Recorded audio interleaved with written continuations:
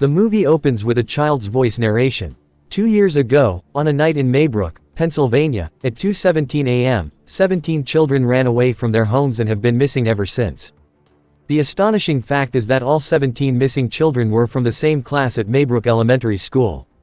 The class had 18 students, 17 vanished, and only one boy, Alex, remained. The class teacher, Justine Gandy, was shocked to find only Alex in the classroom the next day. The parents of the missing children blamed Justine, accusing her of being responsible. The police immediately launched an investigation, gathering information from Justine and Alex, but both claimed to know nothing about the incident. The police also found little information, except that all 17 children ran away from their homes at exactly 2:17 a.m. Security alarms went off in some homes simultaneously, and CCTV cameras in some houses clearly showed the children running. Their manner of running was slightly unusual, they were running with their arms outstretched. Next, the scene shifts to the class teacher, Justine. The parents of the missing children continued to blame her. The school's principal, Andrew Matthews, defended Justine, arguing she was not involved. However, one parent, Archer Graff, completely blamed Justine. After this meeting, Justine went to a store to buy alcohol. There, a drug user named James approached her and asked for money. Justine ignored him and went home, fearing that an angry parent might attack her. In fact, some parents had already started calling and threatening her from unknown numbers. The next morning, Justine found the word, "witch," painted in large letters on her car. She filed a police complaint, where she met an officer she knew, Paul. At school, Justine tried to talk to Alex, but Principal Marcus forbade it, saying Alex had been questioned extensively by the police as the only survivor. Due to pressure from the parents, Marcus asked Justine to take a few days off, or the situation would worsen. Reluctantly, Justine took leave but began following Alex. That night, Justine went to a bar. Paul came to meet her, and they discussed the recent events. Justine, having drunk a lot, offered Paul a drink too. Paul drank, and they spent the night together. Justine was aware Paul was married, his wife's name was Donna. This was not the first time they had been intimate. The next day, Justine followed Alex again and tried to talk to him, but Alex told her not to follow him and ran away. Justine did not give up and went to Alex's house. No one answered the door when she knocked. Justine noticed that all the windows were covered with paper. She saw a small gap in one window and looked inside, seeing Alex's parents sitting like statues on the sofa, in a kind of trance.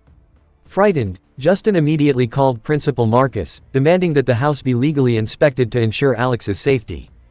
That night, Justine waited in her car outside Alex's house. Late at night, she fell asleep. That's when the door to Alex's house opened. Alex's mother, holding a pair of scissors, walked strangely toward Justine's car. She silently got into the car and cut a few strands of Justine's hair. Justine, being asleep, didn't notice a thing. The scene then shifts to Archer Graff, a parent of one of the missing children. His son's name was Matthew. Archer was the one who was angry with Justine at the parents' meeting. Archer had followed Justine when she went to the liquor store, wrote, "witch," on her car, and observed her, as he suspected her. Archer repeatedly asked the police if his son had been found, but received no information, so he started his own investigation. He repeatedly watched the video of his son, Matthew, running away. He also had a camera outside his house. In the video, Matthew was running in a strange, almost insane manner, and heading in a specific direction. Archer drew a line on a town map from his house in the direction Matthew ran. He then visited the home of another missing child, Bailey, checked the CCTV footage, and drew a line on the map in the direction Bailey ran. These two lines intersected at a specific point. This meant the children ran toward this intersection point, and they might be somewhere nearby. During his research, Archer saw Justine's car. Justine was at a gas station fueling up. Archer immediately went up to Justine and started yelling angrily. Just then, they saw Principal Marcus running toward them in a bizarre manner. He was covered in blood and seemed to be in a trance. He ran up and attacked Justine. Marcus seemed to be possessed, his sole goal was to eliminate Justine. Justine somehow ran and took refuge inside the store. Marcus escaped Archer and chased after Justine. During those days, both Justine and Archer had been having nightmares. In their dreams, both saw a clown-like elderly woman. Next, the scene shows Paul, the investigating officer. Paul's wife was out of town. The scene shows the day Justine came to the police station to complain about the word, "witch," painted on her car. Justine and Paul looked at each other and said hello. After that, Paul left in his car for duty. On the way, he saw James, who was trying to break into a house. Paul pursued and arrested James. During the search, Paul put his hand in James's pocket and felt a needle, which was James's drug injection needle. Enraged, Paul punched James. This assault by Paul was recorded on his car's dashcam. If a senior officer saw this recording, Paul could lose his job for assault. So, Paul told James, "I'll let you go, but don't tell anyone about this incident, and don't ever be seen in this town again." James immediately ran away. It was after this that Paul received a message from Justine. Paul then met Justine at the bar, and they became intimate that night. The next morning, Paul went home. He then found out that his wife, Donna, had returned home early. Seeing Paul coming home from outside in the morning, Donna realized Paul had been cheating on her. Donna became angry and attacked Justine at a store. Justine somehow escaped, and the shop owner calmed Donna down.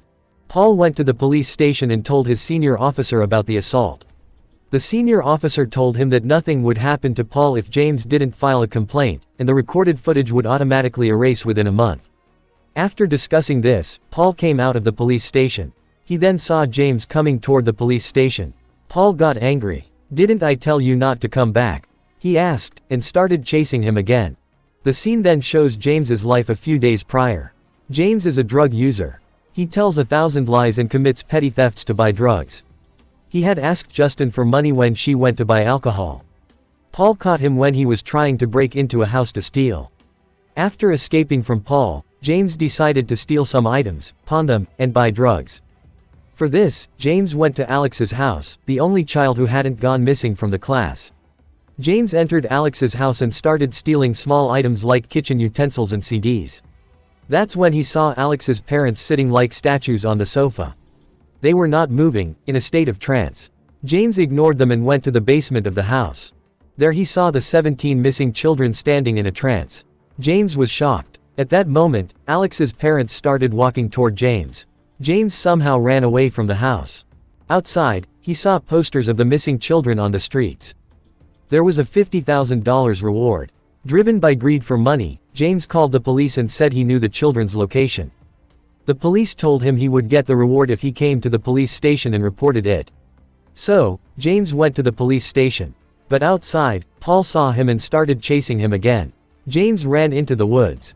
There he also saw the same clown-like elderly woman, who was calling out to him. James hid inside a tent. But someone started to open the tent from the outside. James used the injection in his hand to attack that person, and it was Inspector Paul. Paul was furious with this attack. He arrested James and put him in the car.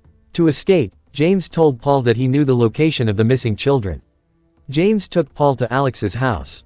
Paul locked James in the car and went inside to inspect the house. Paul went in and did not come out for a long time. James waited in the car. Late at night, Paul came out in a trance or hypnotized state. He dragged James out and took him inside Alex's house. The scene then shows the life of Principal Marcus a few days ago. Justine had called Marcus, demanding a legal search of Alex's house to ensure Alex's safety. This stuck in Marcus's mind. So, he summoned Alex's parents to the school. A strange clown-like woman came to the school. She introduced herself as Alex's aunt, Gladys. This clown-like woman was the one Justine and Archer saw in their nightmares.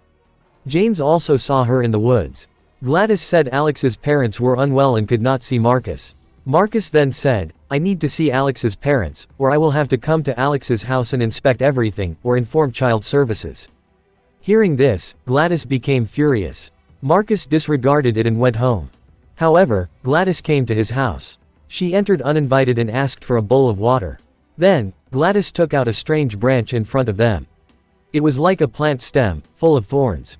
A small piece of flag cloth from Marcus's office was tied to this branch. Gladys had stolen this from Marcus's school.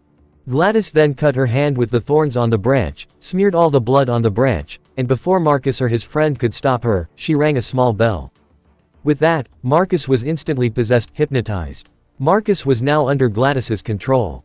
Gladys cut a strand of Marcus's friend's hair, put it on the branch, and broke the branch. As soon as the branch broke, the hypnotized Marcus attacked his own friend. The attack was so brutal that Marcus's friend died, and Marcus was also severely injured. After that, Gladys put the branch in the bowl of water. With that, Marcus stopped the attack. Essentially, Gladys could possess anyone and use the possessed person to target someone else. At this time, Gladys used Justin's hair, which Alex's mother had cut in the car, to send Marcus after Justin. This proves that Gladys was also controlling Alex's parents. It was after this that Marcus, in a hypnotized state, ran and attacked Justin at the gas station. Archer was also with Justin that day. The confrontation began. Justin somehow got into her car and drove away. Marcus ran in the same strange manner, chasing Justin's car. Archer also followed them. That's when a car hit Marcus. Marcus's head was crushed, and he died on the spot. After this incident, Archer was convinced that Justin was innocent. They reconciled, and both started working together to find the children. Archer showed Justin his map, saying the children must be near the intersection point. Seeing this, Justin said, the intersection point is Alex's house. So, they both drove to Alex's house and started surveillance. The scene then shows the life of the boy Alex a few days prior. Before the children went missing, Alex lived happily with his parents. Some children at school used to bully him. One day, Alex's father told him that his mother's aunt, Gladys, was coming to live with them because she was ill. That night, Alex saw his mother's aunt, Gladys, coming into the house. She was old and close to death. She also brought a strange plant. The next morning, Alex went to school. When school ended, his father didn't come to pick him up. So, Alex walked home. When he arrived, he saw his parents sitting at the dining table in a hypnotized state. Alex's parents spoke like robots.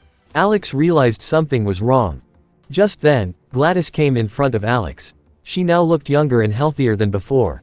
Alex realized that his parents were under Gladys's control. Gladys said she would kill his parents if he told anyone about this. Saying this, Gladys took the same thorny branch, put her own blood on it, and performed the same ritual. Alex's parents then picked up forks and started stabbing their own faces. Alex tried to stop them, but they didn't stop. Finally, Gladys broke the branch and put it in the water. With that, they stopped. Gladys was terrifying Alex. If Alex told anyone about her, Gladys could eliminate his parents in an instant. After that, Alex saw Gladys performing rituals in the house. Gladys was possessing people using the stem of the plant she brought home. For possession, Gladys needed the victim's hair or any personal item. Using the energy of the people possessed through this ritual, Gladys tried to keep her body young and healthy. Alex went to school and returned without telling anyone. He bought groceries and kept his parents alive by feeding them. He also fed his classmates, or his parents would have died sitting at the dining table. Gladys was getting younger during those days, but one day she suddenly became ill again. Gladys told Alex that if he brought her any personal item from all the children in his class, she would leave without harming him and his parents. So, the next day, Alex stole the tray labels of all the children in his class. That night, Gladys performed a ritual using these stickers. The ritual was completed at exactly 2:17 a.m. After that, Gladys rang a bell. When the bell rang, the 17 children ran from their homes straight to Alex's house and stood in the basement. That's how the 17 children went missing. Many press conferences were held after this incident. Gladys was with Alex. Alex was too scared to say anything. The police also searched Alex's house. But Gladys had already cleaned the house and hidden the 17 children in the woods. After the search, the children came back and stood in the basement of the house because they were obeying Gladys's orders. Alex obeyed her and brought the 17 children's personal items, but Gladys did not keep her promise. She did not leave. She still controls his parents. She treated Alex like a servant. Paul and James were also possessed by this ritual. Gladys performed the ritual on them when they went inside the house. They are now also standing inside Alex's house. Gladys had drawn salt lines inside the house, which she did not allow Alex to cross. Currently, Archer and Justin are monitoring outside Alex's house. As per Gladys's instructions, Paul came outside and invited Justin inside. So, Justin and Archer entered the house. When they crossed the salt line, the hypnotized Paul and James attacked them. They attacked Justin and Alex like zombies. No matter how many times they were hit, they would get back up. Finally, Justin took Paul's gun and shot him in the head, killing Paul. Then, she shot James in the head and killed him too. Thus, Archer was saved. It is revealed that possessed people can only be killed by a headshot. Archer went to the basement and saw the 17 children standing in a trance. He started looking for his son, Matthew. Just then, Gladys came and cut his hair. Gladys then possessed Archer. Archer went and attacked Justin. At the same time, Alex was in his own room. He crossed the salt line. His possessed parents were on the other side and ran after him to kill him. Alex ran and somehow reached the room where Gladys performed the rituals. There, he broke a branch from Gladys's plant. Then, he took Gladys's hair from her wig. He then put his own blood on the branch and broke it. Alex had learned Gladys's ritual by watching her. Here, he performed the ritual on Gladys herself. With that, the 17 possessed children started running after Gladys to kill her. Gladys ran through the town, and the 17 children ran after her. Everyone in the town witnessed this sight. At one point, the children caught Gladys and started attacking her, tearing her apart. In moments, the children tore Gladys's body to pieces. With Gladys's death, everyone's possession ended. Archer also regained consciousness, and Justin was saved. Since Archer had only been possessed for a short time, he fully regained his senses. But the others, the 17 children and Alex's parents, had been possessed for several days and were like living corpses. Archer finally met his son, Matthew. Matthew was not speaking. Alex's parents had not regained consciousness even after 2 years. Alex is now living with his other aunt. As for the children, they are also not speaking. However, some children have recovered and started speaking after a year. The movie ends with a detailed explanation of the scenes.